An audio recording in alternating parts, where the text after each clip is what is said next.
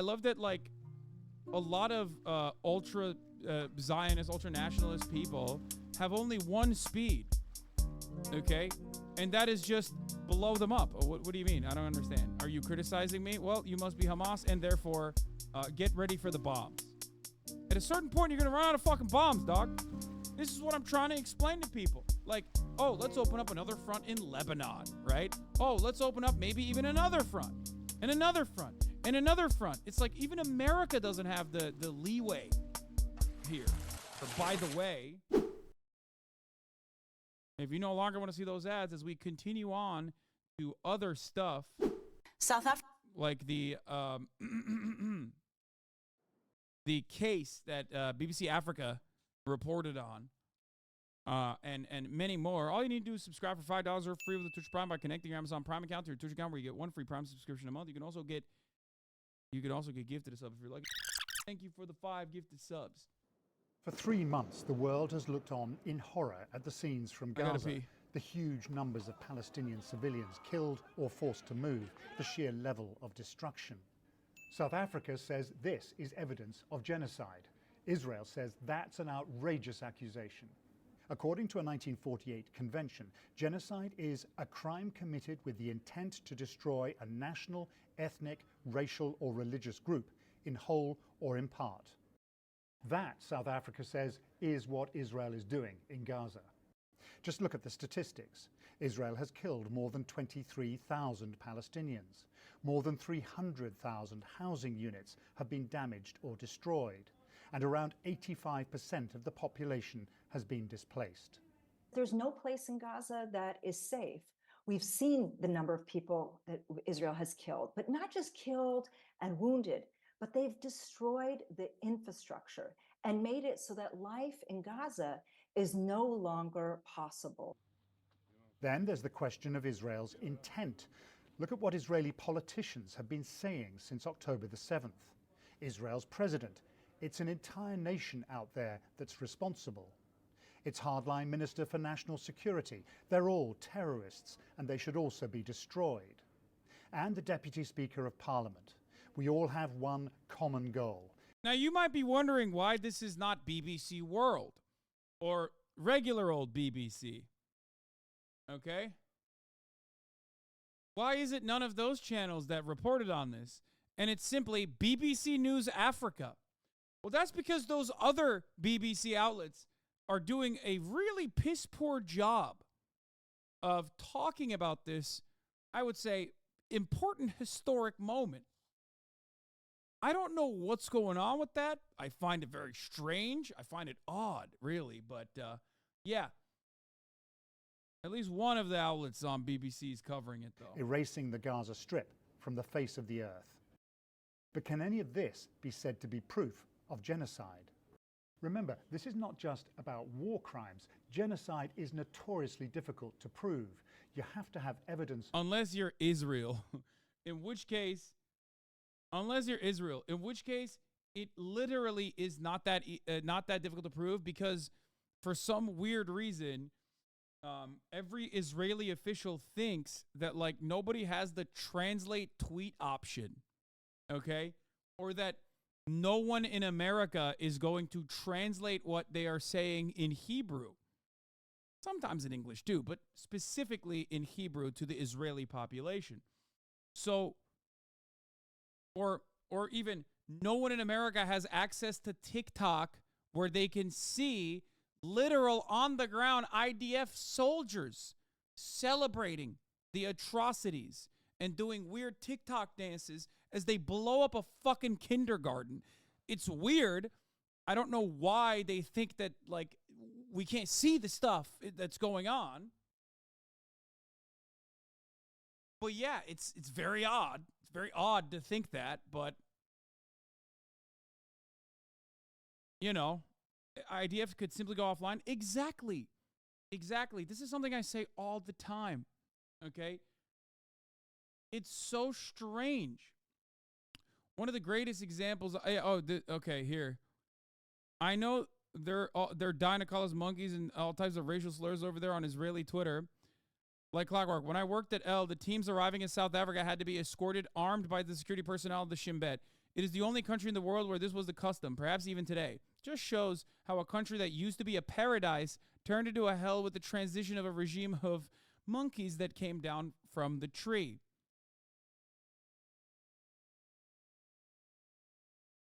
I am waiting. I am waiting with bated breath on the Israeli counter-argument somehow featuring the white genocide that South Africans are experiencing. It is going to happen. Okay? It is going to happen. I'm just waiting for when. Okay? It's going to be funny. It's going to happen. Okay? I'm talking like an official arm of the Israeli government is literally going to say that the real genocide South Africa is conducting is actually the white genocide. Okay? And I'm very excited for it. I hope they do it in court. That would be really funny. Okay?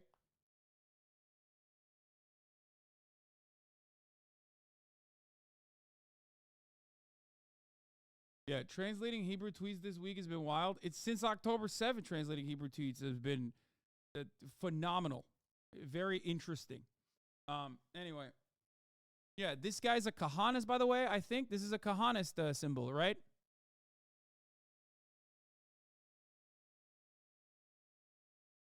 Isn't it? Or is it Jewish power? I think that's what it is. No, they're terrorists, like Jewish supremacist extremists. Such a weird thing to explain. So yeah.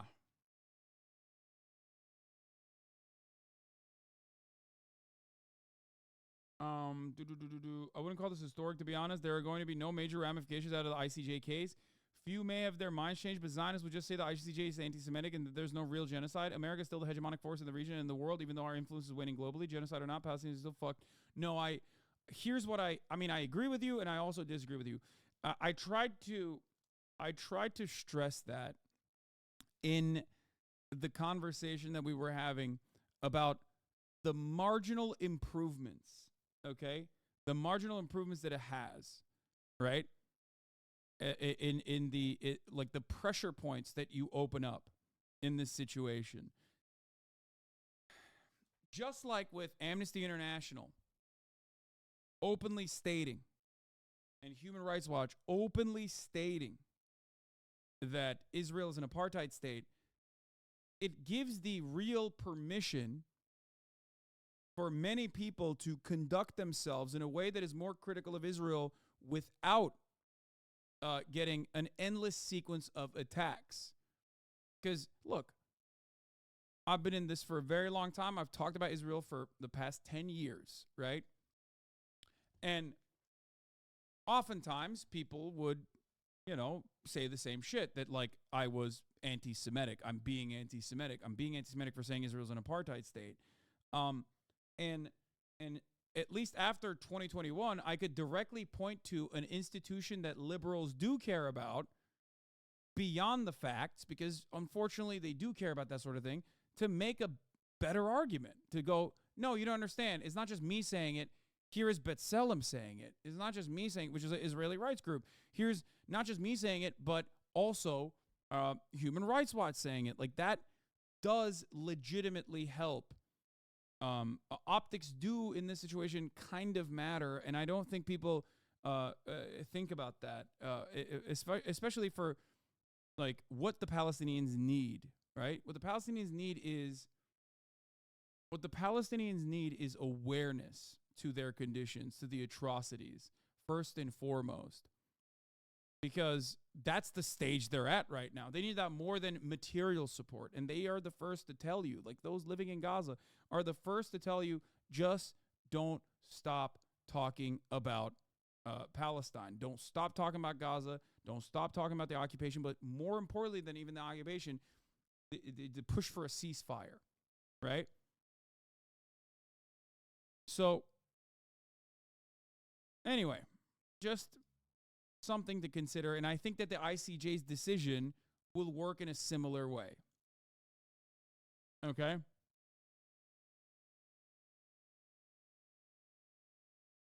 I think I might get banned if I repeat here in English what this Israeli screenwriter Mini Asiag says here about South Africa in its relation to the ICJ case against Israel, so I will leave you all to just press the translate tweet button. When does Israel declare war on South Africa? As if any backward third world country with one of the highest crime and murder rates in the world, which has nothing to do with the region, can file a complaint in The Hague alleging genocide against a democratic and progressive country, and then everyone stands up and turns it into an international event. Stupid and anti-Semitic world. Bro, when you're a hammer, everything looks like a nail. Okay?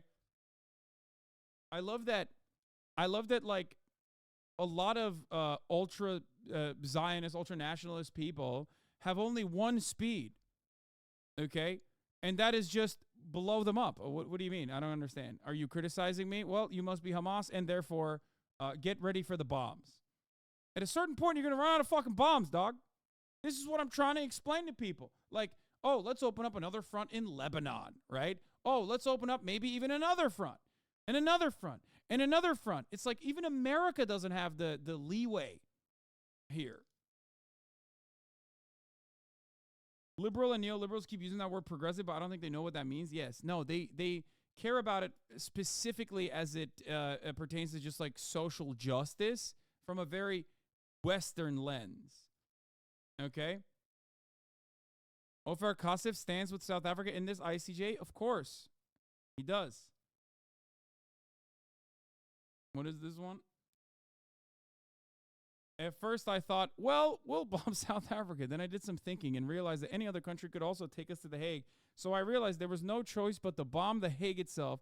Even if the abducted Ahoram Barak was there was no choice. I mean, some of these are ridiculous, right? Like, who cares? It's like one-offs. But it's pretty funny to see where we're at here, you know? That has to be satire. Israelis in October. Look at this African soldier. Hamas fears this diversity. We love our black Israelis. Israelis in January. Yeah. They need to get better material. They can't keep stealing from America. Yeah. One of our faves wrote an article. Here's the first line. Oh, I saw this. This is also Eve Fartlow is back, everybody. She wrote an incredible article, A Plague in The Hague. I'm not a lawyer, but I am an expert in anti-Semitism. That's right. The free parking, the Jews are tired. Tweet creator Eve Fartlow herself. Awesome. So, yeah, that's where we're at in the situation, in this predicament on this reception. You have to do a Scottish accent? I refuse. I refuse to associate Scotland with Eve Fartlow. What is American news doing while in the eve of this ICJ court case? Let's continue. Or a pattern of behavior. Let's finish this and I'll show you what American media is doing.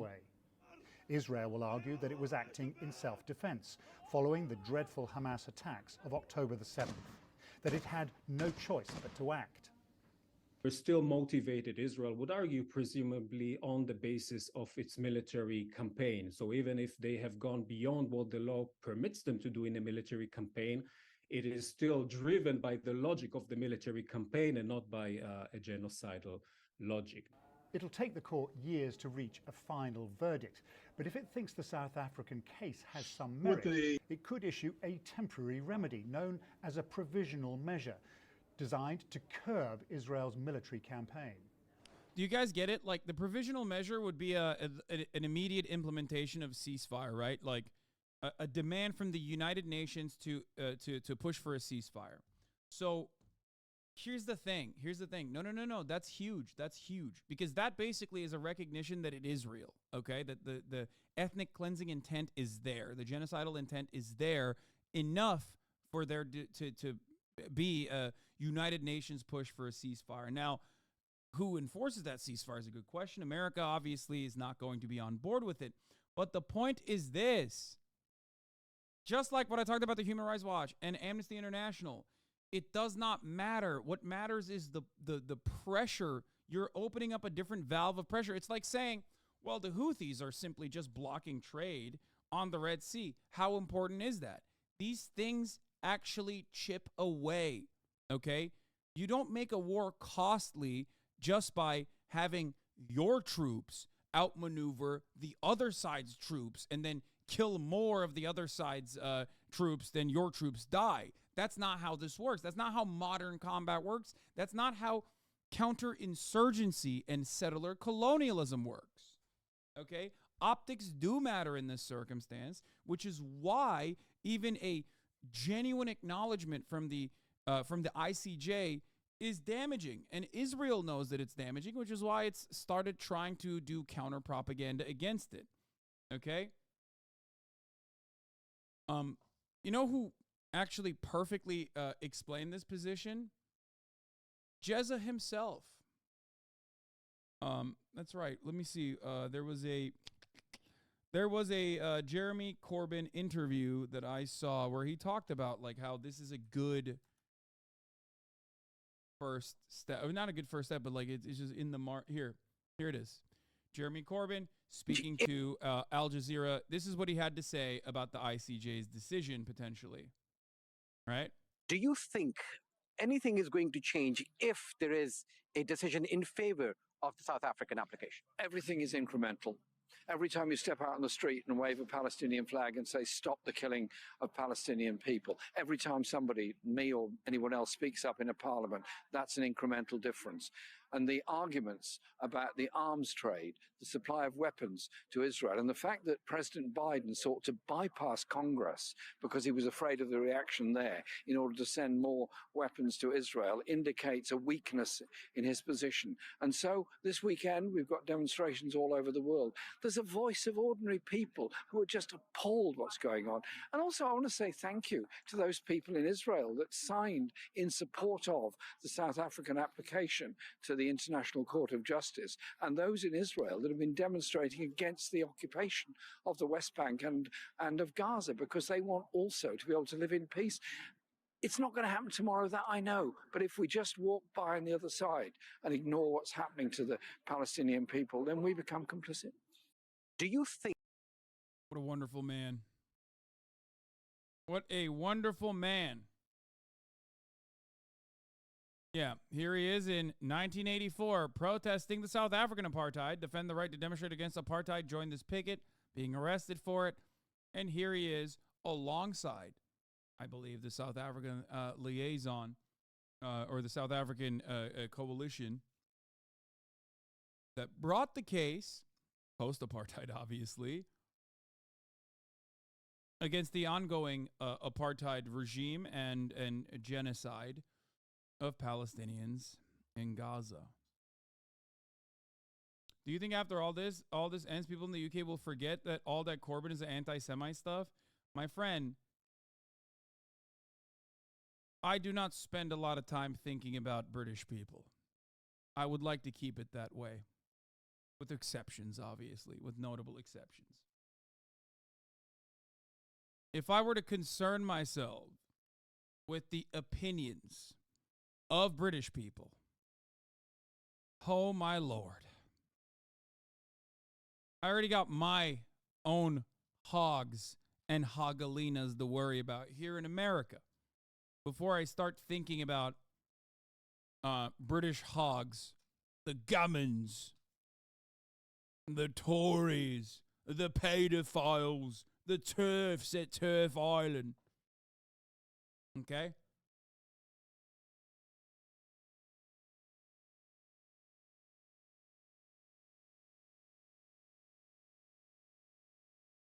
Reports of American aircrafts in Yemen space. That's right. They are